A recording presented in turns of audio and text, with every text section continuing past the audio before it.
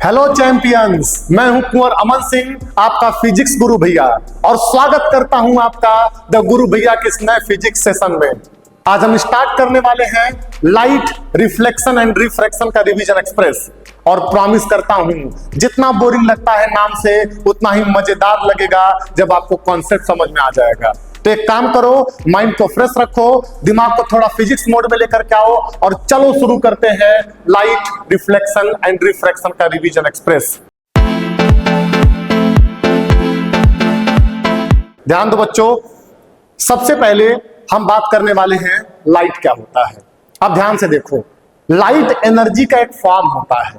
ये जो इतनी खूबसूरत सी दुनिया है, ये जो इतना कलरफुल वर्ल्ड है मेरे प्यारे बच्चों, ये सब लाइट की वजह से ही तो है।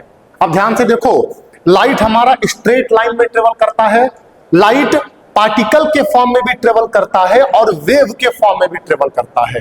लाइट की वेलोसिटी वैक्यूम में मैक्सिमम होती है, जो 3 × 10⁸ मीटर पर सेकंड के बराबर होती है। अब आगे बात करते हैं। अब बात करते हैं मेरे प्यारे बच्चों कि रिफ्लेक्शन ऑफ लाइट का मतलब क्या होता है। बहुत आसान है, ध्यान से देखो। जैसे अगर हमारे पास कोई स्मूथ सरफेस है, अगर हमारे पास कोई पॉलिश्ड सरफेस है, और अगर कोई उस पे इंसिडेंट रे जाकर के इंसिडेंट होती है, स्ट्राइक करती है, और रिफ्लेक्शन के बाद अगर उसी मीडियम में बाउंस बैक हो जाती है, तो लाइट के इसी फेनोमेना को हम लोग रिफ्लेक्शन ऑफ लाइट के नाम से जानते हैं। ठीक है, अब आगे बढ़ते हैं, और अब हम लोग बात करेंगे कितने टाइप का रिफ्लेक्शन होता है। तो मेरे प्यारे बच्चों, दो तरीके का रिफ्लेक्शन होता है। सबसे पहला क्या है, ध्यान से देखो। सबसे पहला हमारे पास है रेगुलर रिफ्लेक्शन या फिर स्पेकुलर रिफ्लेक्शन, और दूसरा है मेरे प्यारे बच्चों इररेगुलर रिफ्लेक्शन या फिर डिफ्यूज रिफ्लेक्शन। अब हम लोग बात करते हैं रेगुलर या स्पेकुलर रिफ्लेक्शन क्या होता है। ध्यान से देखो, अगर पैरेलल बीम ऑफ लाइट किसी भी पॉलिश्ड सरफेस पे जाकर के इंसिडेंट होती है, और अगर उसी मीडियम में पैरेलल ही बाउंस बैक हो जाती है, तो इस तरीके का रिफ्लेक्शन क्या कहलाता है, रेगुलर या फिर स्पेकुलर रिफ्लेक्शन। और अगर हम लोग बात करते हैं डिफ्यूज रिफ्लेक्शन के बारे में, तो अगर पैरेलल बीम ऑफ लाइट जा करके किसी रफ या अनपॉलिश्ड सरफेस पे स्ट्राइक करती है, और स्ट्राइक करने के बाद अगर वह स्कैटर हो जाती है, डिफ्यूज हो जाती है, तो इस तरीके का रिफ्लेक्शन क्या कहलाता है, डिफ्यूज या फिर इररेगुलर रिफ्लेक्शन ऑफ लाइट। अब आगे बढ़ते हैं भाई। अब इसके बाद से हम लोग बात करेंगे लॉज ऑफ रिफ्लेक्शन के बारे में, और ध्यान दो, ये आपके स्कूल के मास्टर साहब और मास्टर साहिबा का सबसे इंपॉर्टेंट क्वेश्चन है। अब देखो ये क्या बोल रहा है, यहाँ पे ये बोला जाता है कि अगर हम लोग लॉज ऑफ रिफ्लेक्शन के बारे में बात करते हैं मेरे प्यारे बच्चों, तो दो लॉ होता है। पहला कि जो एंगल ऑफ इंसिडेंस है, ये हमेशा किसके बराबर होता है भाई, एंगल ऑफ रिफ्लेक्शन के बराबर होता है। और दूसरा लॉ क्या है कि जो इंसिडेंट रे है, जो रिफ्लेक्टेड रे है, और जो नॉर्मल है, ये तीनों के तीनों एक ही प्लेन में लाई करते हैं और एक ही पॉइंट पे लाई करते हैं, जिसको पॉइंट ऑफ इंसिडेंस बोला जाता है। बहुत आसान ये दो लॉ है मेरे भाई। अब आगे बढ़ते हैं। अब इसके बाद से हम लोग बात करेंगे इमेज क्या होता है। देखो, इमेज धोखा होता है, इमेज आंखों का भ्रम होता है, इमेज एक ऑप्टिकल इल्यूजन होता है। जैसे अगर ये हमारे पास एक ऑब्जेक्ट है, इससे कोई लाइट रेज निकल रहा है, ये किसी मिरर के सरफेस पे जाकर के इंसिडेंट होकर जब रिफ्लेक्ट होता है और आई में इंटर करता है, आई इसको पीछे की तरफ बैक ट्रैक करता है, और आंख को यहां पे इस ऑब्जेक्ट का एक इल्यूजन देखने को मिलता है, और यही इल्यूजन इमेज कहलाता है इस रेस्पेक्टिव ऑब्जेक्ट का। क्लियर है? अब आगे बढ़ते हैं मेरे भाई। अब इसके बाद से हम लोग बात करेंगे रियल इमेज क्या होता है। तो रियल इमेज एक ऐसा इमेज होता है जिसको स्क्रीन पे ऑब्टेन किया जाता है, और जो रिफ्लेक्टेड या रिफ्रैक्टेड के एक्चुअल इंटरसेक्शन से बनता है भाई। मतलब तुम मस्त जाते हो, मूवीज देखते हो सिनेमा घर में, तुमको जो इमेज बनता हुआ दिखाई देता है स्क्रीन पे, वो कैसा इमेज होता है, वो रियल इमेज होता है। अब आगे बढ़ते हैं भाई। अब इसके बाद हम लोग बात करेंगे वर्चुअल इमेज क्या होता है।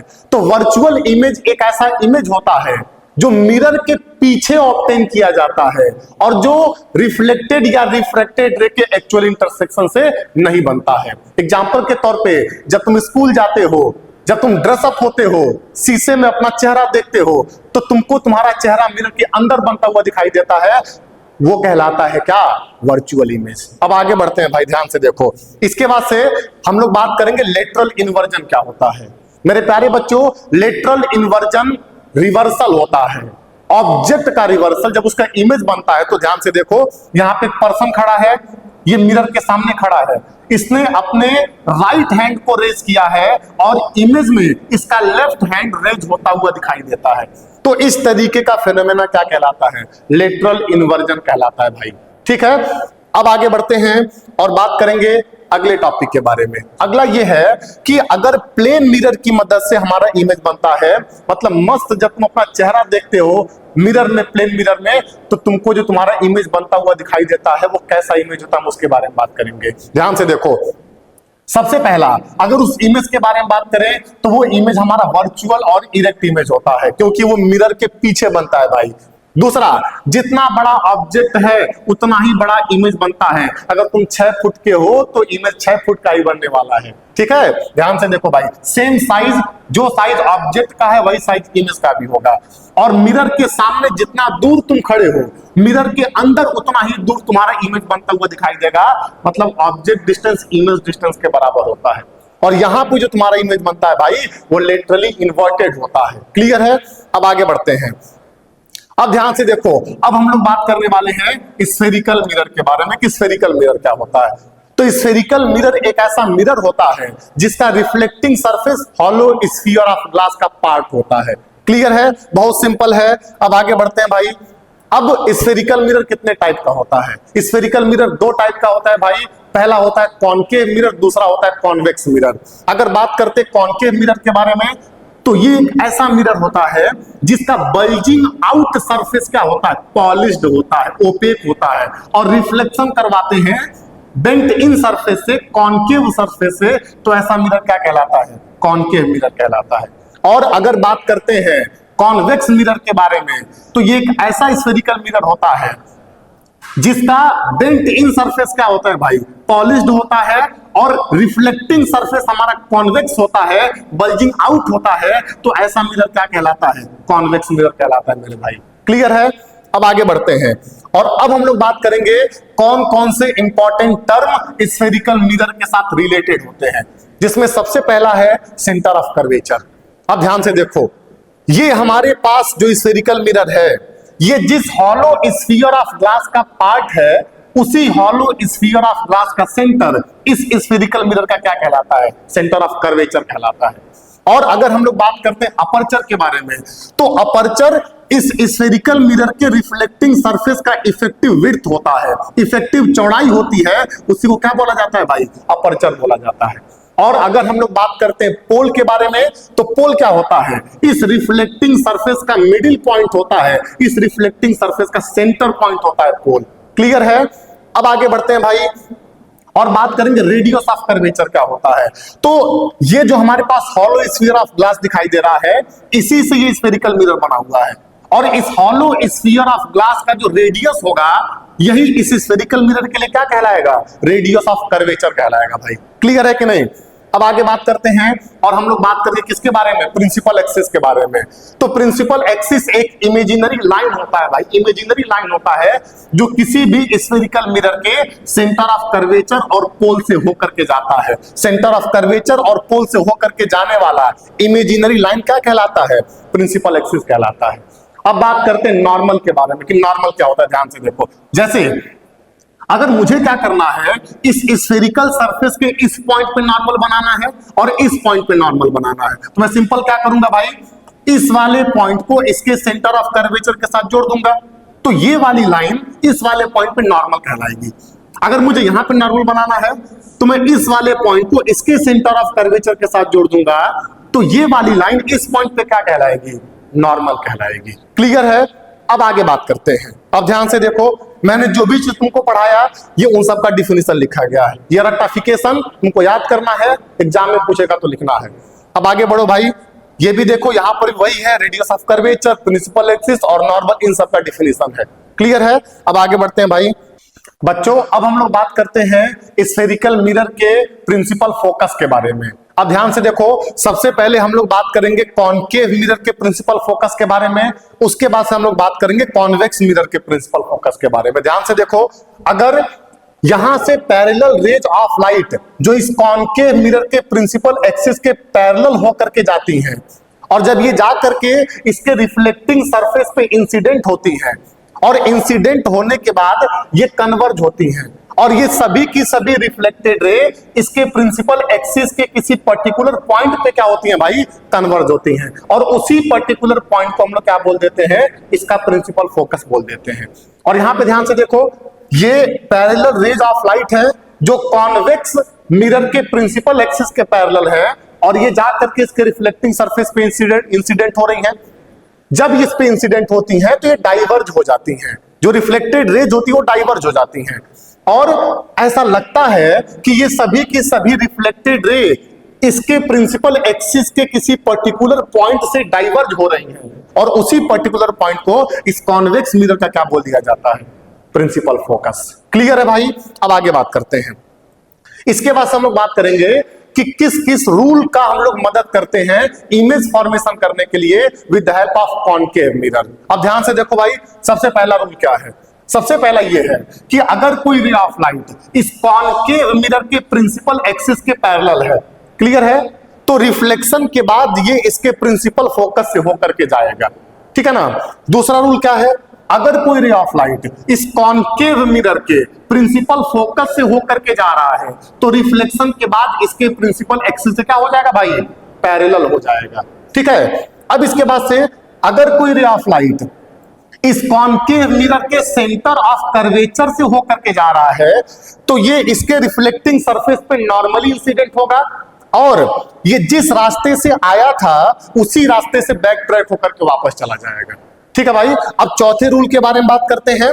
अगला रूल ये कहता है कि अगर कोई रे ऑफ लाइट इस कॉनकेव मिरर के पोल पे इंसिडेंट हो रहा है तो उस केस में इंसिडेंट रे प्रिंसिपल एक्सिस के साथ जितना एंगल बनाता है ये रिफ्लेक्टेड रे भी प्रिंसिपल एक्सिस के साथ उतना ही एंगल बनाएगा भाई।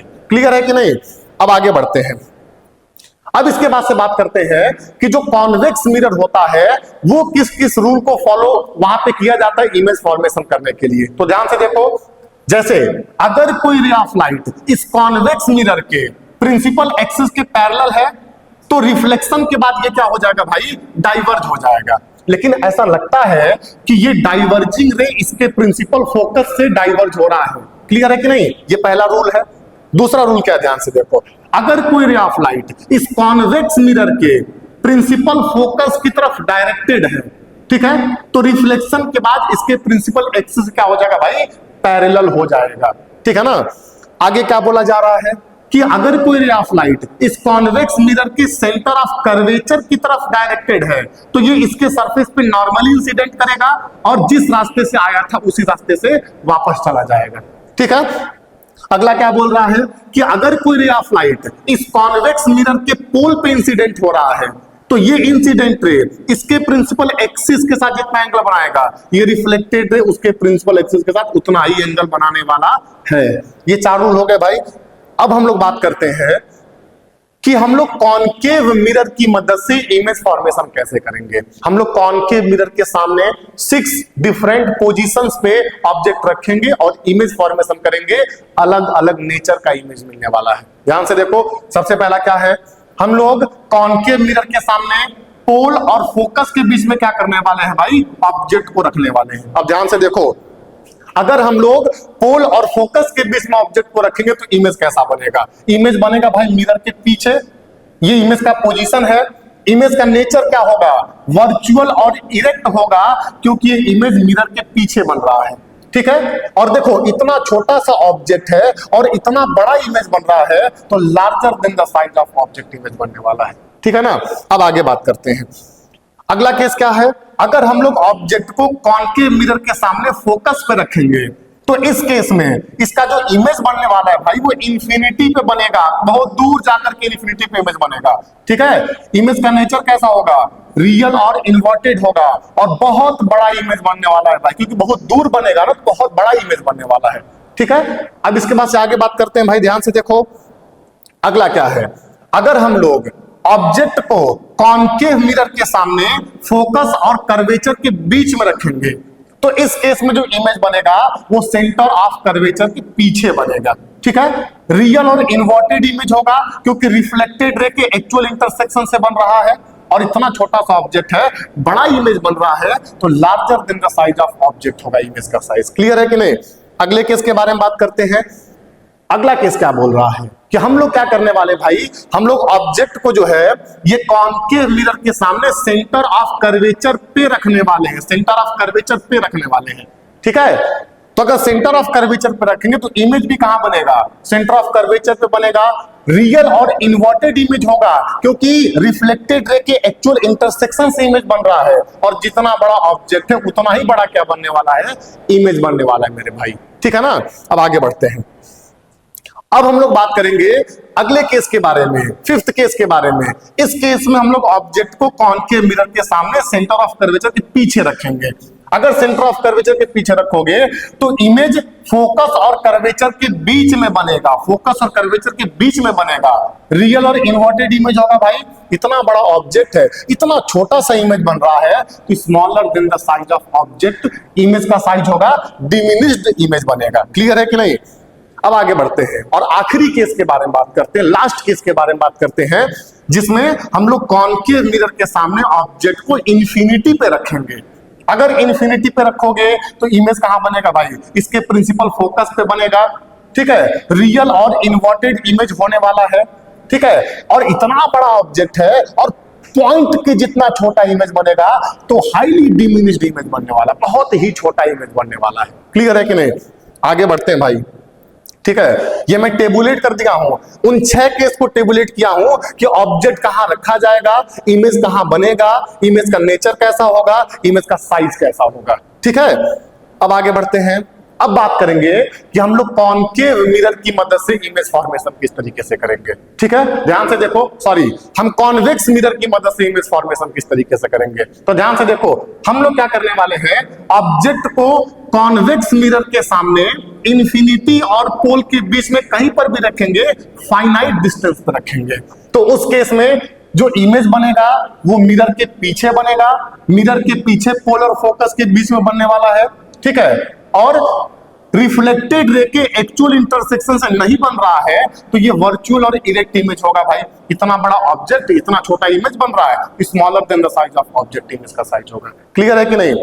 ठीक है, अब आगे बढ़ते हैं भाई और अगले केस के बारे में बात करते हैं। अगला केस क्या है, ध्यान से देखो। इस केस में हम लोग क्या करेंगे, ऑब्जेक्ट को क्या करने वाले हैं भाई, इंफिनिटी पे रखने वाले हैं। ध्यान से देखना, इस केस में क्या करेंगे, ऑब्जेक्ट कहां पे रखा जाएगा, ऑब्जेक्ट रखा जाएगा कहां पे, इंफिनिटी पे। ठीक है, अगर हम लोग ऑब्जेक्ट को इंफिनिटी पे रखेंगे तो इमेज हमारा कहां बनेगा, मिरर के पीछे बनेगा, और कैसा होगा, वर्चुअल और इरेक्ट इमेज होगा, और फोकस पे इमेज बनेगा, बहुत ही छोटा सा इमेज बनेगा, तो हाईली डिमिनिश्ड इमेज होगा, बहुत ही छोटा इमेज बनेगा। क्लियर है कि नहीं? अब आगे बढ़ते हैं भाई। इसके बाद से देखो, ये मैंने दोनों केस को टेबुलेट किया है। कॉन्वेक्स मिरर में सिर्फ 2 ही केस होता है, और मैंने दोनों को टेबुलेट किया है।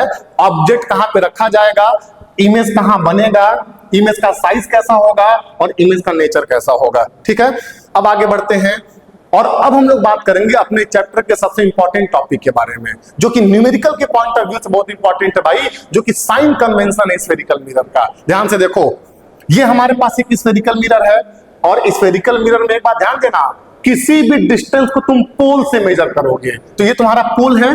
ठीक है, अगर तुमको कोई भी डिस्टेंस मेजर करना है तो कहां शुरू करोगे भाई, पोल से शुरू करोगे। देखो, अगर तुम पोल से लेफ्ट की तरफ जाओगे तो उस डिस्टेंस को निगेटिव लोगे, अगर पोल से राइट की तरफ आओगे तो उस डिस्टेंस को पॉजिटिव लोगे, अगर पोल से ऊपर की तरफ जाओगे तो उस डिस्टेंस को पॉजिटिव लोगे, अगर पोल से नीचे की तरफ आओगे तो उस डिस्टेंस को निगेटिव लोगे। ये याद हो गया, साइन कन्वेंशन याद हो गया। आगे बढ़ो भाई, ध्यान से देखो। देखो, अगर हम लोग बात करते हैं कॉन्केव मिरर का, ये हमारे पास कॉन्केव मिरर है, और ऑब्जेक्ट तो हमेशा पोल से लेफ्ट की तरफ ही रखा जाता है, तो ऑब्जेक्ट डिस्टेंस हमेशा क्या होगा, नेगेटिव। क्लियर है? ये 2 तरीके से इमेज बना सकता है, रियल भी बनाता है और वर्चुअल भी बनाता है। अगर ये रियल इमेज बनाएगा तो लेफ्ट की तरफ बनाएगा तो इमेज डिस्टेंस नेगेटिव होगा, अगर वर्चुअल इमेज बनाएगा तो राइट की तरफ बनाएगा तो इमेज डिस्टेंस पॉजिटिव होगा। देखो इसका प्रिंसिपल फोकस यहां लाई करता है, ये रेडियस ऑफ कर्वेचर है जो लेफ्ट की तरफ है, तो रेडियस ऑफ कर्वेचर क्या होगा, निगेटिव। इसका फोकल लेंथ भी क्या होगा, निगेटिव। ऑब्जेक्ट हमेशा प्रिंसिपल एक्सिस के ऊपर रखा जाता है, तो हाइट ऑफ ऑब्जेक्ट हमेशा क्या होगा, पॉजिटिव। अगर रियल इमेज बनेगा तो प्रिंसिपल एक्सिस के नीचे बनेगा, तो उस केस में उसका हाइट क्या लिया जाएगा, निगेटिव। अगर वर्चुअल इमेज होगा तो प्रिंसिपल एक्सिस के ऊपर बनेगा, तो उस केस में उसका हाइट क्या लिया जाएगा, पॉजिटिव। क्लियर है कि नहीं। अब आगे बात करते हैं कॉन्वेक्स मिरर के बारे में। देखो कॉन्वेक्स मिरर में भी हम लोग ऑब्जेक्ट को इसके सामने रखते हैं, लेफ्ट की तरफ रखते हैं। ध्यान से देखो भाई, हम लोग क्या करते हैं, कॉन्वेक्स मिरर में भी ऑब्जेक्ट को लेफ्ट की तरफ रखते हैं, तो इसका ऑब्जेक्ट डिस्टेंस क्या होता है, निगेटिव। और अगर बात करते हैं इमेज डिस्टेंस का, तो ये हमेशा वर्चुअल इमेज बनाता है। अगर हमेशा वर्चुअल बनाएगा तो हमेशा राइट की तरफ बनाएगा, तो इमेज डिस्टेंस हमेशा क्या होगा, पॉजिटिव। रेडियस ऑफ कर्वेचर इसका पॉजिटिव होता है, इसका फोकल लेंथ भी पॉजिटिव होता है क्योंकि सब राइट की तरफ लाई करते हैं। हाइट ऑफ ऑब्जेक्ट हमेशा ऊपर रखा जाता है प्रिंसिपल एक्सिस के, तो पॉजिटिव होगा। इमेज हमेशा इरेक्ट बनता है, प्रिंसिपल एक्सिस के ऊपर बनता है, तो हाइट ऑफ इमेज भी क्या होगा, पॉजिटिव। ये याद कर लिए, सारे के सारे न्यूमेरिकल लगेंगे भाई, एक भी न्यूमेरिकल नहीं छूटने वाला है, सब न्यूमेरिकल सॉल्व करोगे। अब आगे बढ़ते हैं। अब हम लोग बात करते हैं मिरर फॉर्मूला के बारे में। क्या होता है भाई, मिरर फॉर्मूला एक रिलेशन होता है जो किसी भी स्फेरिकल मिरर के फोकस मतलब फोकल लेंथ, ऑब्जेक्ट डिस्टेंस और इमेज डिस्टेंस, इन तीनों में रिलेशन स्टेब्लिश करता है। ध्यान से देखो क्या होता है भाई, 1/f = 1/v + 1/u, जहां पे f क्या है, फोकल लेंथ, v क्या है, इमेज डिस्टेंस, u क्या है, ऑब्जेक्ट डिस्टेंस। और फॉर्मूला तुमको याद करना है, focal length radius of curvature का हाफ होता है और radius of curvature focal length का डबल होता है। क्लियर है कि नहीं, ये तुमको ध्यान देना है भाई। अब आगे बढ़ते हैं, अब आगे बढ़ते हैं, ठीक है। अब हम लोग बात करने वाले हैं लीनियर मैग्निफिकेशन के बारे में। स्फेरिकल मिरर के लिए क्या बात करेंगे भाई, लीनियर मैग्निफिकेशन। अब ध्यान से देखो, लीनियर मैग्निफिकेशन क्या होता है, तुम पढ़े होगे कि लीनियर मैग्निफिकेशन रेशियो होता है height of image to the height of object, लेकिन मैं बता रहा हूं लीनियर मैग्निफिकेशन जो है ना, ये हमको बताता है कि अगर कोई भी मिरर इमेज बना रहा है तो इमेज कितने टाइम्स बड़ा बन रहा है। अगर बड़ा बन रहा है तो छोटा बन रहा है तो कितने टाइम्स छोटा बन रहा है, तो अगर कितने गुना बड़ा बनेगा वो उसका मैग्निफिकेशन होगा, कितने गुना छोटा बनेगा वो उसका मैग्निफिकेशन होगा। क्लियर है कि नहीं। तो अगर मैग्निफिकेशन के बारे में बात करोगे तो मैग्निफिकेशन क्या होता है भाई, height of image upon height of object, इसका फॉर्मूला होता है।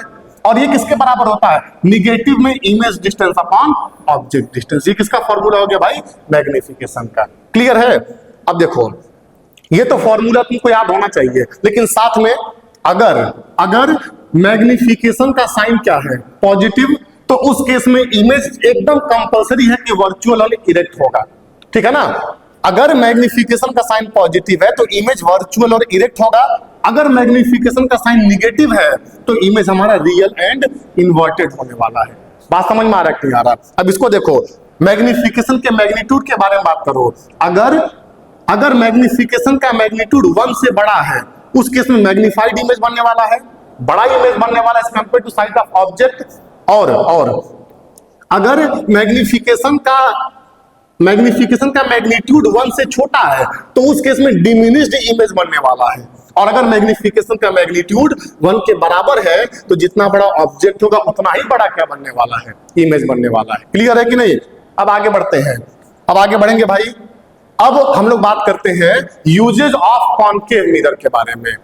कभी कभी एग्जाम में पूछा जाता है, कभी कभी तुम्हारे मास्टर साहब पूछ लेते हैं। तो ध्यान से देखो क्या बोल रहा है। सबसे पहला, हम लोग डिश एंटीना में कॉनकेव मिरर का इस्तेमाल करते हैं। दूसरा क्या है भाई, दूसरा क्या है, जो कार का हेडलाइट होता है, जो व्हीकल्स के हेडलाइट होते हैं, उसमें कॉनकेव मिरर का इस्तेमाल किया जाता है। तीसरा क्या है, ध्यान से देखो, तीसरा जो डेंटिस्ट होते हैं वो टीथ को एग्जामिन करने के लिए कॉनकेव मिरर का इस्तेमाल करते हैं भाई। क्लियर है। अब आगे बढ़ते हैं और बात करेंगे कॉन्वेक्स मिरर का यूज क्या होता है। तो कॉन्वेक्स मिरर का सबसे ज्यादा इस्तेमाल होता है रियर व्यू मिरर के रूप में। जो व्हीकल्स में विंग मिरर लगते हैं, जो रियर व्यू मिरर होता है वो कहां, वो कौन सा मिरर होता है भाई, वो कॉन्वेक्स मिरर होता है। क्लियर है कि नहीं? तो ये कॉन्वेक्स मिरर का यूज हो गया। अब आगे बढ़ेंगे भाई और बात करेंगे रिफ्रैक्शन ऑफ लाइट के बारे में। अब यहां से आगे बढ़ते हैं तो भाई अब हम लोग बात करते हैं रिफ्रैक्शन ऑफ लाइट के बारे में। देखो होता यह है कि अगर कोई रे ऑफ लाइट जब किसी एक मीडियम से किसी दूसरे मीडियम में जाती है तो उस केस में उसका स्पीड या तो कम हो जाता है या तो बढ़ जाता है। तो स्पीड के चेंज होने की वजह से वो लाइट या तो नॉर्मल की तरफ बेंड हो जाती है या तो अवे फ्रॉम द नॉर्मल चली जाती है। तो इसी बेंडिंग ऑफ लाइट के फेनोमेना को जब एक मीडियम से दूसरे मीडियम में लाइट जाती है, इसी फेनोमेना को हम लोग रिफ्रैक्शन ऑफ लाइट बोलते हैं। यहाँ पे डिफिनेशन लिखा गया भाई, ये क्यों होता है? जब लाइट की वेलोसिटी चेंज होती है एक मीडियम से दूसरे मीडियम में जाने में, तो रिफ्रैक्शन ऑफ लाइट होता है बच्चों। अब आगे बढ़ते हैं और अब हम लोग बात करेंगे कि रिफ्रैक्शन का रूल क्या है। देखो अगर कोई ray of light rarer medium से डेंसर मीडियम में जाता है तो उसकी स्पीड डिक्रीज होती है और वो नॉर्मल की तरफ बेंड होता है। ये पहला रूल है। दूसरा रूल ये है कि अगर कोई ray of light denser medium से रेरर मीडियम में जाता है तो उसकी स्पीड बढ़ जाती है और वो जो रे ऑफ लाइट है वो अवे फ्रॉम द नॉर्मल चला जाता है। क्लियर है कि नहीं? अब आगे बात करते हैं और अब हम लोग बात करेंगे बहुत ही इंपॉर्टेंट टॉपिक के बारे में जो कि न्यूमेरिकल की पॉइंट ऑफ व्यू से बहुत इंपॉर्टेंट है, और वो क्या है? Refractive index. अब बात करेंगे रिफ्रैक्टिव इंडेक्स के बारे में। ये क्या बताता है? ये बताता है कि अगर कोई रे ऑफ लाइट किसी एक मीडियम से किसी दूसरे मीडियम में जाता है, उसकी स्पीड में चेंज आता है, तो स्पीड में चेंज कितने टाइम्स आता है, कितना गुना स्पीड कम हो जाता है या कितना गुना स्पीड बढ़ जाता है, वही कहलाता है refractive index of medium 2 with respect to medium 1। Clear है ना? अब ध्यान से देखो अगर कोई रे ऑफ लाइट किसी एयर से या वैक्यूम से किसी मीडियम में जा रहा है तो उस केस में उस मीडियम का जो रिफ्रैक्टिव इंडेक्स होगा वो speed of light in vacuum और air upon speed of light in the medium, जो कि c अपॉन v के बराबर होगा। जहां पे c क्या है? Speed of light in air, और v क्या है? Speed of light in the medium. तो इन दोनों का जो रेशियो होगा ना, वही इस मीडियम को क्या कहलाएगा? रिफ्रैक्टिव इंडेक्स, जो कि एब्सोल्यूट रिफ्रैक्टिव इंडेक्स होगा। अगर लाइट एयर से किसी मीडियम में जाता है तो उस मीडियम का refractive index with respect to air क्या कहलाता है? Absolute refractive index of the medium with respect to air. Clear है? अब बात करते हैं relative refractive index of medium 2 with respect to medium 1। और किसी भी मीडियम का अगर हम लोग रिलेटिव रिफ्रैक्टिव इंडेक्स निकालना चाहते हैं तो जहां पे जिस मीडियम से लाइट आएगा वो एयर या वैक्यूम नहीं होना चाहिए, मतलब जो मीडियम 1 है वो एयर या वैक्यूम नहीं होना चाहिए। तो उस केस में इस मीडियम 2 का refractive index with respect to medium 1 where 1 is other than air और वैक्यूम, तो वो refractive index relative refractive index कहलाता है 2 का 1 के रिस्पेक्ट में। और ये क्या होता है भाई? ध्यान से देखो, refractive index relative refractive index of 2 with respect to 1 is equal to absolute refractive index of 2 upon absolute refractive index of 1। इसको सॉल्व करोगे तो क्या मिलेगा? Speed of light in 1 upon speed of light in 2। ये बहुत ही ज्यादा important formula है जो कि न्यूमेरिकल के पॉइंट ऑफ व्यू से इंपॉर्टेंट है। अब आगे देखो अगर तुमको मालूम क्या है refractive index of medium 2 with respect to medium 1, अगर 2 का रिफ्रैक्टिव इंडेक्स मालूम है 1 के रिस्पेक्ट में, इसका रेसिप्रोकल कर दोगे तो 1 का मिल जाएगा 2 के रिस्पेक्ट में। क्लियर है कि नहीं? तो ये फॉर्मूला भी तुमको याद करना है भाई, न्यूमेरिकल बहुत काम आने वाला है। ठीक है, अब इसके बाद से आगे बढ़ेंगे और अगला है laws of refraction of light के बारे में। पहला लॉ क्या बोलता है? पहला लॉ ये बोलता है कि जो इंसिडेंट रे है, जो नॉर्मल है और ये जो रिफ्रैक्टेड रे है, ये तीनों के तीनों एक ही प्लेन में लाई करते हैं और इस इंटरफेस इस बाउंड्री के पॉइंट ऑफ इंसिडेंस पे लाई करते हैं। ये पहला वाला लॉ है। दूसरा वाला लॉ ये बोलता है कि जो sine of angle of incidence होता है और जो sine of angle of refraction होता है, तुम बोलो किस साइन की बात कर रहे हैं? अरे वही जो तुम मैथ में पढ़ते हो, ट्रिग्नोमेट्री, उसी साइन की बात कर रहे हैं। ध्यान से देखो, तो sine of angle of incidence to the sine of angle of refraction is a constant for a given pair of media. एक गिवन पेयर ऑफ मीडिया के लिए जो sine I upon sine R होता है वो कांस्टेंट होता है, जो किसके बराबर होता है?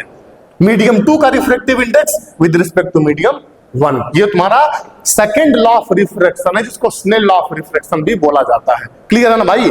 अब आगे बढ़ते हैं और अगला हम लोग बात करेंगे to refraction through a rectangular glass slab.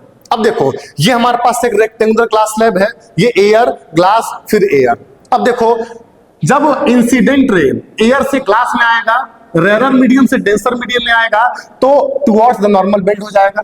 फिर जब वो ग्लास से फिर एयर में आएगा तो ये वाला जो रे है अब डेंसर मीडियम से रेयर मीडियम में आ रहा है तो अवे फ्रॉम द नॉर्मल चला जाएगा, तो इस रे को इमर्जेंट रे बोलोगे।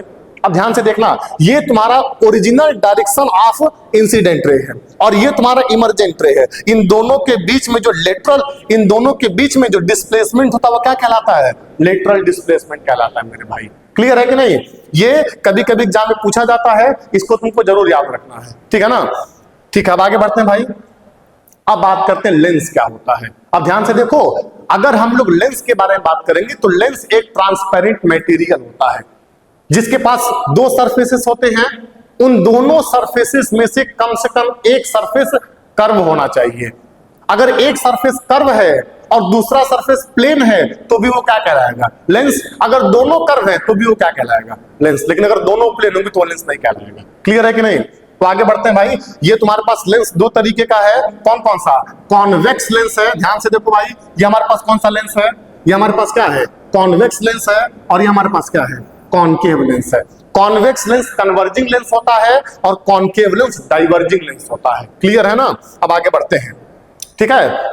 अब इसके बाद हम लोग किसके बारे में बात करेंगे? इसके बाद हम लोग बात करेंगे कि स्फेरिकल लेंसेस का प्रिंसिपल फोकस क्या होता है। अब ध्यान से देखो, ये हमारे पास एक कॉन्वेक्स लेंस है, ये पैरेलल रेज ऑफ लाइट है।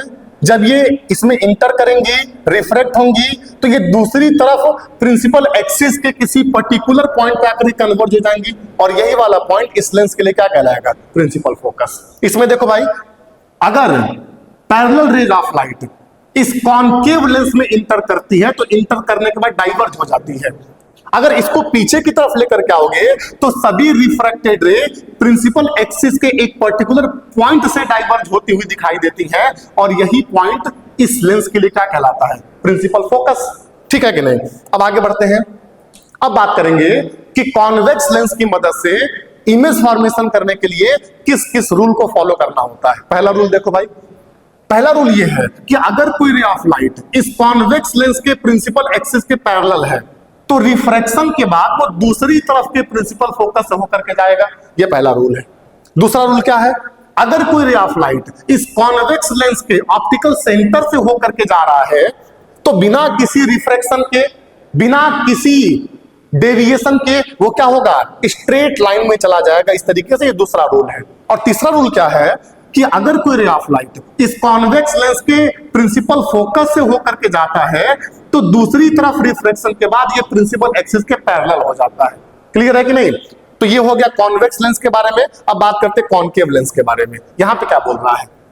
अगर कोई रे ऑफ लाइट इस कॉनकेव लेंस के प्रिंसिपल एक्सिस के पैरेलल है तो रिफ्रैक्शन के बाद डाइवर्ज हो जाएगा, लेकिन ऐसा लगेगा कि ये जो डाइवर्जिंग रे है ये इसके प्रिंसिपल फोकस से डाइवर्ज हो रहा है। ये पहला वाला रूल है। और दूसरा रूल क्या है भाई? देखो, अगर कोई रे ऑफ लाइट इस कॉनकेव लेंस के ऑप्टिकल सेंटर से होकर के जाएगा तो बिना किसी रिफ्रैक्शन के, बिना किसी डेविएशन के वो स्ट्रेट पाथ को फॉलो करते हुए चला जाएगा। क्लियर है? अगला रूल क्या है? अगर कोई रे ऑफ लाइट इस कॉनकेव लेंस के प्रिंसिपल फोकस की तरफ डायरेक्टेड है तो रिफ्रैक्शन के बाद ये प्रिंसिपल एक्सिस से क्या हो जाएगा भाई? पैरेलल हो जाएगा। क्लियर है ना? अब आगे बढ़ते हैं और इन्हीं रूल का इस्तेमाल करके हम लोग इमेज फॉर्मेशन करने वाले हैं। हम लोग क्या करेंगे? इस कॉन्वेक्स लेंस के सामने 6 डिफरेंट पोजीशंस पे ऑब्जेक्ट को रखेंगे और उसका इमेज फॉर्मेशन करेंगे। ध्यान से देखो, सबसे पहला क्या है? हम लोग ऑब्जेक्ट को ऑप्टिकल सेंटर और प्रिंसिपल फोकस F1 के बीच में रख रहे हैं। तो इस केस में जो इमेज बनने वाला है वो जिधर ऑब्जेक्ट रखा गया उधर इमेज बनेगा और 2F1 के पीछे बनेगा। ये क्या है? इमेज का पोजीशन है। क्लियर है? इमेज चूंकि रिफ्रैक्टेड रे के एक्चुअल इंटरसेक्शन से नहीं बन रहा है तो वर्चुअल और इरेक्ट इमेज होगा। छोटा सा ऑब्जेक्ट है, बड़ा इमेज बन रहा है तो larger than the size of object image होगा। क्लियर है कि नहीं? लार्ज इमेज बनने वाला ये पहला केस है। अब आगे बढ़ो। अब बात करते हैं दूसरे केस के बारे में। दूसरा केस क्या? ध्यान से देखो, अगर हम लोग ऑब्जेक्ट को कॉन्वेक्स लेंस के सामने कहां पे रखेंगे भाई? फोकस पे रखेंगे। तो इस केस में जो इमेज बनेगा वो दूसरी तरफ बनेगा, इंफिनिटी में बनेगा। रियल और इन्वर्टेड इमेज होगा और इंफिनिटी पे बनने की वजह से हाईली इनलार्ज इमेज बनेगा, बहुत ही बड़ा इमेज बनने वाला है। क्लियर है कि नहीं? अब आगे बढ़ते हैं। अगला केस क्या है? अगर हम लोग ऑब्जेक्ट को कॉन्वेक्स लेंस के सामने f1 और 2f1 के बीच में रखेंगे तो इस केस में जो इमेज बनेगा वो दूसरी तरफ 2f2 या c2 के पीछे बनेगा। तो कहां बनेगा भाई?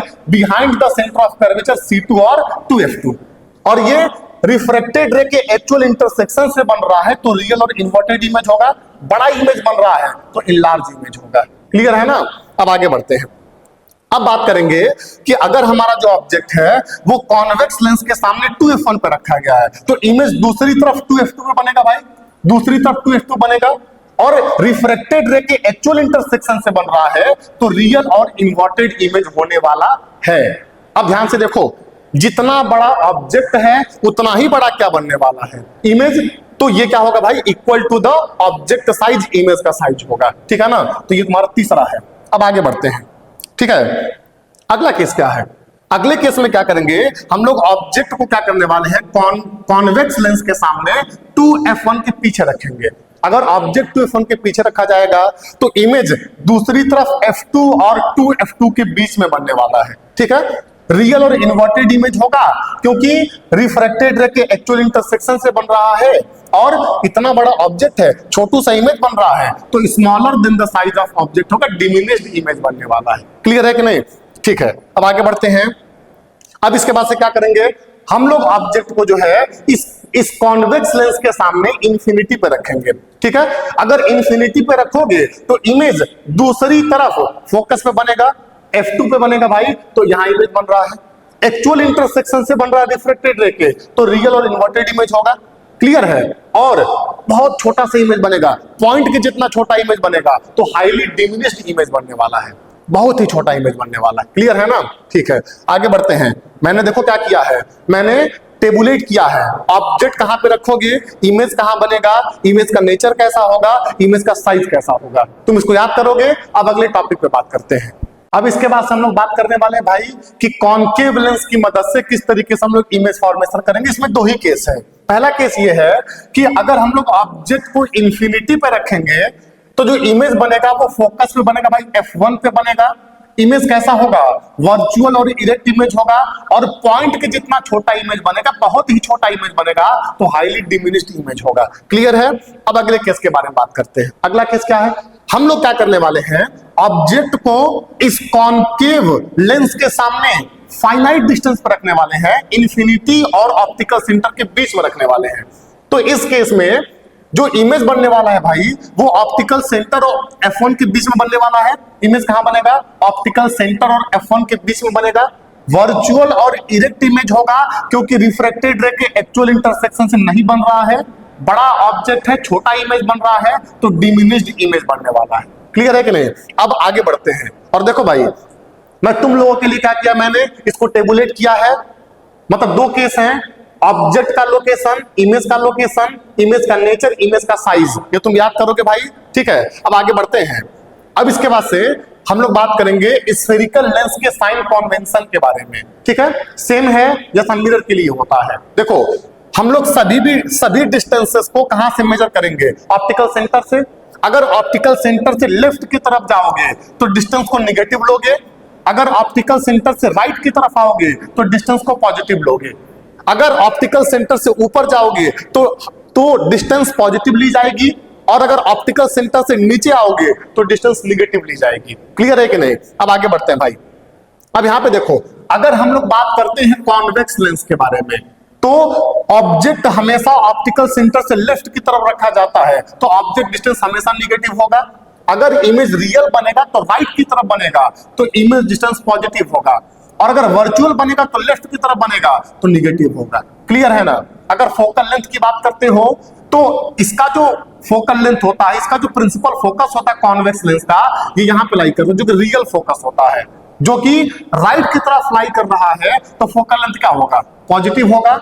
ऑब्जेक्ट हमेशा प्रिंसिपल एक्सिस के ऊपर रखा जाता है तो हाइट ऑफ ऑब्जेक्ट क्या होगा? पॉजिटिव। अगर हाइट ऑफ इमेज के बारे में बात करेंगे, अगर रियल इमेज बन रहा है तो उस केस में हाइट ऑफ इमेज निगेटिव होगा, अगर वर्चुअल इमेज बन रहा है तो हाइट ऑफ इमेज क्या होगा भाई? पॉजिटिव होगा। क्लियर है कि नहीं? क्योंकि रियल बनेगा तो इन्वर्टेड होगा, इसके नीचे बनेगा तो निगेटिव, वर्चुअल बनेगा तो इरेक्ट होगा, ऊपर बनेगा तो पॉजिटिव। क्लियर है ना? ठीक है, अब बात करते हैं कॉन्केव लेंस के बारे में। ध्यान से देखो, अगर कॉन्केव लेंस के बारे में बात करोगे तो ऑब्जेक्ट हमेशा लेफ्ट की तरफ रखा जाएगा तो ऑब्जेक्ट डिस्टेंस हमेशा निगेटिव होगा। इमेज डिस्टेंस हमेशा निगेटिव होगा क्योंकि वर्चुअल इमेज बनेगा तो इसके लेफ्ट में बनेगा। ठीक है, अब अगर बात करते हैं फोकल लेंथ के बारे में तो इसका प्रिंसिपल फोकस यहां लाई करता है जो कि लेफ्ट की तरफ होता है, वर्चुअल फोकस होता है तो फोकल लेंथ निगेटिव होगा। ऑब्जेक्ट हमेशा प्रिंसिपल एक्सिस के ऊपर रखा जाता है तो हाइट ऑफ ऑब्जेक्ट क्या होगा? पॉजिटिव। और ये हमेशा वर्चुअल और इरेक्ट इमेज बनाता है, हमेशा प्रिंसिपल एक्सिस के ऊपर इमेज बनेगा तो हाइट ऑफ इमेज भी हमेशा क्या होगा? पॉजिटिव। क्लियर है? अब आगे बढ़ते हैं, अब बात करेंगे लेंस फॉर्मूला के बारे में। लेंस फॉर्मूला क्या होता है? किसी भी स्फेरिकल मिरर के लिए फोकल लेंथ, इमेज डिस्टेंस और ऑब्जेक्ट डिस्टेंस में रिलेशनशिप स्टेब्लिश करता है। क्या होता है भाई? 1/f = 1/v - 1/u। ये क्या है? तुम्हारा लेंस फॉर्मूला है। क्लियर है ना? अब आगे बढ़ते हैं भाई, अब हम लोग बात करते हैं linear magnification produced by spherical mirror. बहुत आसान है, फॉर्मूला क्या होता है? HI/HO, height of image upon height of object is equal to image distance upon object distance, उसमें और इसमें। मतलब linear magnification produced by mirror और linear magnification produced by lens, अंतर क्या है? उसमें यहाँ पे निगेटिव का साइन था और यहाँ पे निगेटिव का साइन नहीं है।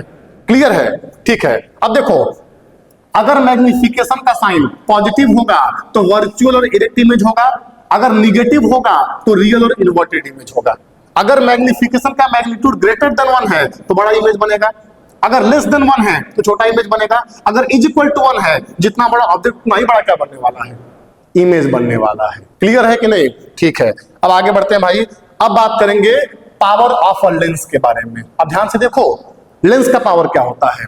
जैसे अगर किसी भी लेंस से लाइट रे जाता है, जैसे अगर ये हमारे पास एक कॉन्वेक्स लेंस है, ये एक लाइट रे है जो किसके प्रिंसिपल एक्सिस के पैरेलल है, जैसे इसमें इंटर होता है ये कन्वर्ज हो जाता है, यहां से ऐसे कन्वर्ज हो गया, इस लेंस ने इसको मोड़ दिया तो कितना मोड़ा, कितने एंगल पे मोड़ा, इसी एंगल का मेजरमेंट इसका क्या कहलाता है?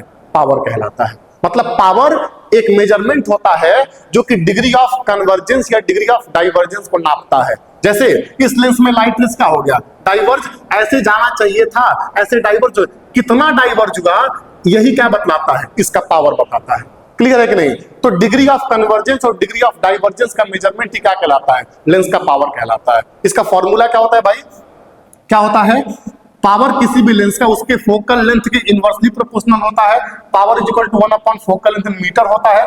जितना कम फोकल लेंथ होगा उतना ज्यादा पावर होगा। क्लियर है? एक फॉर्मूला और है, power is equal to U - V upon U into V। Clear है कि नहीं?